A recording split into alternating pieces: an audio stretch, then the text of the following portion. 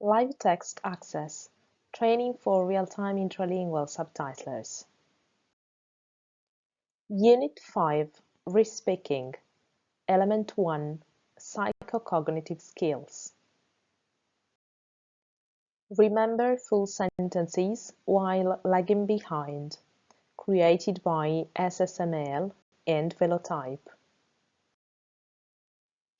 On completion of this training sequence, you will be able to repeat or reformulate the source text while listening to it, remember full sentences while lagging behind, activate exit strategies while re-speaking if you realize the speaker is challenging. This is the agenda of this presentation. I will first recall the skills of the speaker, to then concentrate on the memory system, which is at the basis of re-speaking and simultaneous interpreting, a mental activity very close to real-time subtitling. I will finally focus on the inferencing and memorizing strategies that you will be requested to practice along the course to develop, reinforce, and finally maintain these skills into different contexts, verbatim subtitling and sensating subtitling. Section 1. The challenging speaker. As you have seen, our speaker has to do many things at the same time. In Element 1, LO1, we have dealt with psychocognitive skills, meaning all those skills related to being able to listen and speak at the same time, which is the first set of skills a speaker has to possess. In particular, for a speaker to be able and become a professional in the field, he or she has also to train a good short memory to be able and process as many concepts as possible, and to apply exit strategies or solutions to any problems one may encounter in the subtitling process. While you can only develop these competencies by the time and thanks to ad hoc exercises, you may be interested in knowing how memory and short-term memory work. Before, it is important to recall that is what we are going to see in the next section. In this element, element 2, we will deal with memory and the memory system.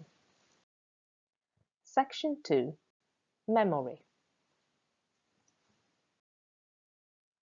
As we know, in any multitasking process which involves doing two things at the same time, in re-speaking, two main types of strategies are involved. Understanding, aimed at comprehending the source text, and re-speaking, aimed at making the most out of understanding under stressful conditions and with a reduced processing capacity than usual. In this, memory is crucial. But what is memory and how does its system work? Memory is commonly described as a system for simultaneous storage and processing. Several studies have attempted to investigate these aspects belonging to interpreters and re-speakers' ability. While several different models of memory have been proposed, the stage model of memory is often used to explain the basic structure and function of memory.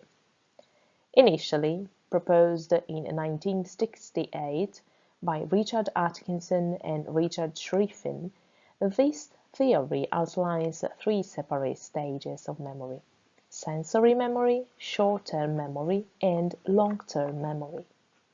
Sensory memory is the earliest stage of memory. During this stage, sensory information from the environment is stored for a very brief period of time, generally for no longer than a half second for visual information and 3 or 4 seconds for auditory information.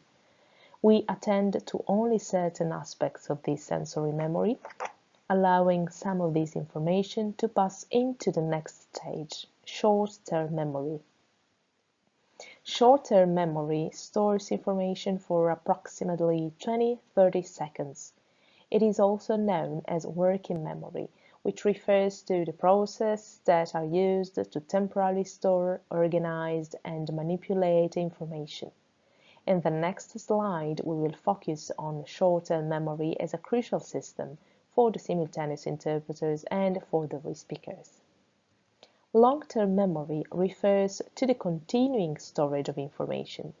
This information is largely outside of our awareness, but can be called into working memory to be used when needed. Working memory is key in interpreting and re-speaking due to the operation of several factors, including the time interval between the moment the original speech is heard and the moment its processing for comprehension is finished. The time interval between the moment the message to be re-spoken or interpreted is determined and the completion of its formulation, and the tactical moves which are used, for instance, if a speech segment is unclear to the interpreter to the speaker because of bad sound quality, a strong accent, unclear logic, or errors in the source text itself.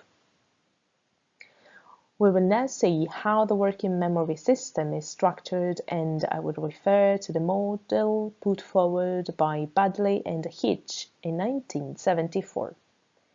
Baddeley and Hitch initially conceptualized a system involving three main components of working memory. This model included an attentional system known as the central executive, which is responsible for controlling and coordinating the flow of information from the two subordinate systems, the visual spatial scratchpad, which processes visual and spatial information, and the phonological loop, which manages verbal information. The phonological loop, in turn, consists of a phonological store where information is held for about 2 seconds before it begins to decay. The second component is a rehearsal process that refreshes information in the store via subvocal articulation. The central executive is considered as the most important aspect of working memory. It is a regulatory mechanism that controls information flow in working memory, information retrieval from other memory systems, and information storage and processing in working memory. The model allows for both storage and manipulation of information. This memory model was revised by Baddeley in 2000 to include an episodic buffer, a multidimensional storage and processing component assumed to provide a temporary store of limited capacity that is capable of integrating information from the subsidiary systems with that of long-term memory. It is assumed to be important for the chunking of information in the short-term memory. Baddeley proposes that the buffer is a mechanism for recalling the gist of a message rather than verbatim information. Now we have said that memory is a system for simultaneous storage and processing of the discourse. To help the speaker or interpreter in his or her understanding and accurately convey the message, it is the working memory that is crucial in carrying out all the processes during the re-speaking interpreting task, as the re-speaker or interpreter retains what he or she has just heard in order to convey the message to the audience. About this, the following slides explain how spoken language is understood based on the strategic model of discourse comprehension. The strategic model of discourse comprehension developed by Van Dijk and Kinch in 1983 explains how spoken language is understood. By adapting it, it is possible to claim that a speaker understands the source text by adopting the following strategies: form strategies, content strategies, textual strategies, procedural strategies, and general knowledge strategies. Form strategies are related to understanding the words and grammar of the source text from sounds and grammar elements. Content strategies capitalize on form strategies to understand the meaning of a text. Textual strategies contextualize this content. Procedural strategies relate the ongoing comprehension of the source text to other texts similar to the one which is heard, and finally, general knowledge strategies allow more easily understand how the source text related to the rest of the world. After having strategically understood the source text, the respeaker adopts production strategies to come to the target text. By adapting the model proposed by Kohn and Kalina in 1996 for simultaneous interpreting, it has been said that in respeaking context, professionals follow some strategies, as highlighted in element 1, LO1. Within the production strategies, an interpreter respeaker has to master the following as strongly supported by the memory. Inferencing, whereby the respeaker anticipates linguistic elements. This means that the interpreter needs to attentively follow the text if he or she wants to anticipate some element in order to close the sentence in the shortest time possible. And memorizing, whereby the respeaker postpones the linguistic material. This means to retrieve full sentences while lagging behind because of several reasons. Then, as we have explained in element 1 LO1, among the production strategies are also editing strategies either before going on air or while being on air, either avoiding possible mistakes through synonymy or paraphrases or by correcting mistakes before they are aired. And finally, exit strategies, or 3Ds, are those strategies which are adopted in extreme conditions to compensate for information loss. This can be done through generalization strategies, whereby the respeaker uses more general synonyms or repeats previously mentioned content. Another exit strategy is the Gordian knot strategy, also called cut and knit strategy, whereby the respeaker omits bits of a sentence but manages to produce a grammatically correct and coherent sentence. The last exit strategy, Garwood strategy, is named after my simultaneous interpreting teacher who used to repeating this all the time. Section 3. Memory strategies. In order to deal with the complex process of respeaking as a whole, a professional has to implement strategic moves real-time, and memory is paramount while working as a supportive system. While you can only develop this competence by the time and thanks to ad hoc exercises, you may be interested in understanding the rationale behind it through some examples of strategies as a way to develop it. In particular, we will focus on omissions, compressions or condensation, and expansion or addition. An aspect which can lead the respeaker to omit a section or a sentence of the source text depends on how fast the speaker is. Here is an example of omission taken from the press conference on the appointment of the City of London for the Olympic Games. The pace of the speech is very fast. When one of the members, Dame Tanni Grey-Thompson, takes the floor, he starts speaking much too fast by saying these words: "I feel very proud to be a British athlete and a Paralympian. There is not another country in the world with so much attention to Paralympian athletes as the UK, both in terms of financial support and of media coverage." Well, in this case, his way of speaking is too fast, and this is confusing for the respeaker who cannot retain the whole sentence on his memory, thus deciding to omit some portions of the source text. Writing. I feel very proud to be a British athlete and a Paralympian, full stop, both in terms of financial support and of media coverage, full stop. However, the reader of the subtitles here has impressions that something is being omitted, but the logic behind the whole sentence is still maintained. So, this strategy, in this case, really helps the re-speaker. Important to say is also the fact that the question of omission intimately concerns the question of quality, as well as context.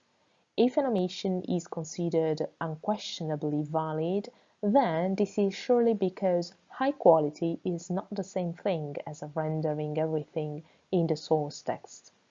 In fact, false starts, hesitations, and unnecessary repetitions are routinely omitted, basically since such improvements in the quality of discourse are seen as part of the speaker's service function.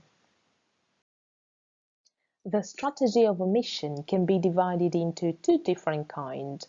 Semantic omission occurs when losing some words which are important for the whole understanding of the discourse and that the audience cannot get from the rest of the context. And then the non-semantic omissions can occur when the speaker automatically deletes some parts of the spoken text. For example, you see, it's very interesting when it is repeated many times. And redundant words. These cases mainly happen when the speaker has to cut something in the speech, not to overcharge his or her working memory. In these cases, omissions go to the benefit both of the memory load of the speaker and to the benefit of the cognitive load of the audience. Here are some examples. In example 1, source text says, "Thank you, James, for," etc. And target text says, "Thank you for," etc. In example 2, source text says, "We determine as a council 3 priorities."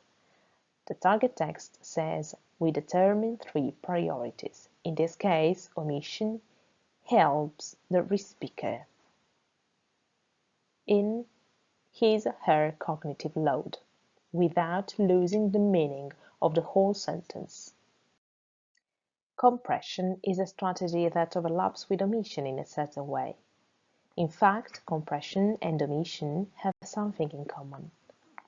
Compression happens when the original meaning is rendered by the speaker in a more general and concise way, deleting what is repetitive or redundant. Omission is used when the speaker omits incomprehensible inputs, unnecessarily repetitive, redundant, unimportant, or unacceptable utterances. Therefore, the application of one of them may entail the employment of the other. In particular, condensation strategy facilitates working under time pressure while conveying complete information. It consists in formulating concise and synthetic utterances and deleting superfluous words. In the example that follows, the source text reads, "The setup program results in an update of the registry." The target text says, "The setup program updates the registry." In the target text, a strong verb is used by the speaker, "to update," instead of its nominalized variant in the source text, that is, an update of the registry.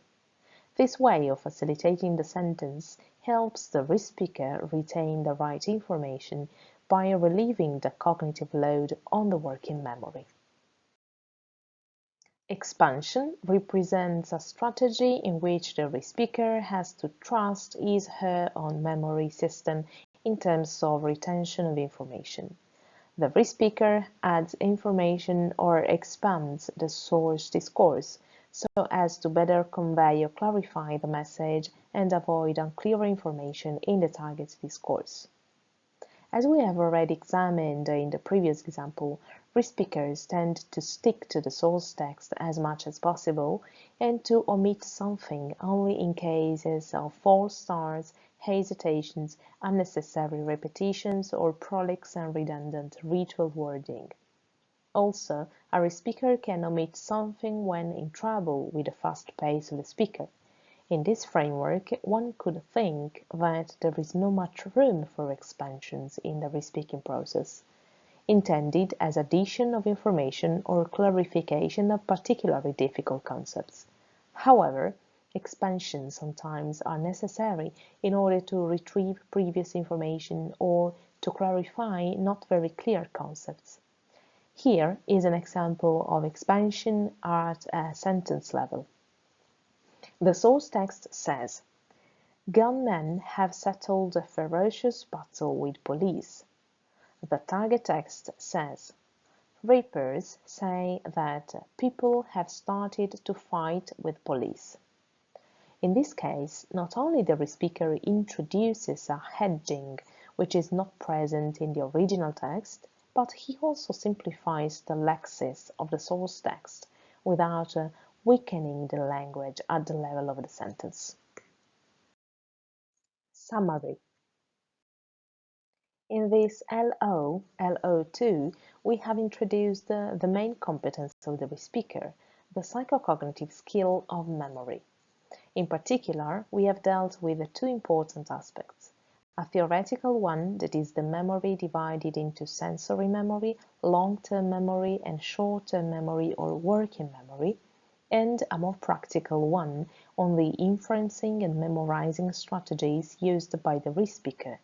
In the case of inferencing strategies, the re-speaker recovers lots of incomprehensible information on the basis of the speech context and his or her general knowledge, or he anticipates lexicogrammar or conceptual elements. In the case of memorizing strategies, the re-speaker postpones lexicogrammar or conceptual elements. One way to go for that is trying to semi-automatize these actions. To do so, memorizing is the exercise to start with, together with inferencing. In the homework section, we will see how to do this in practice. Exercises. Exercises.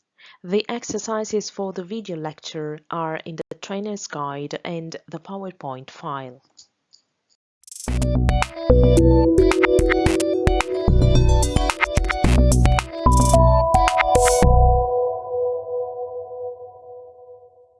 LTA Live Text Access, Universitat Autónoma de Barcelona, SDI, Internationale Hochschule, Scuola Superiore per Mediatori Linguistici, ZDF Digital, European Federation of Hard of Hearing People FHO, Velotype, Subti Access, European Certification and Qualification Association ECQA. Co-funded by the Erasmus Plus program of the European Union. Erasmus Plus project 2018-1-DE01-KA203-004218. The information and views set on this presentation are those of the authors and do not necessarily reflect the official opinion of the European Union.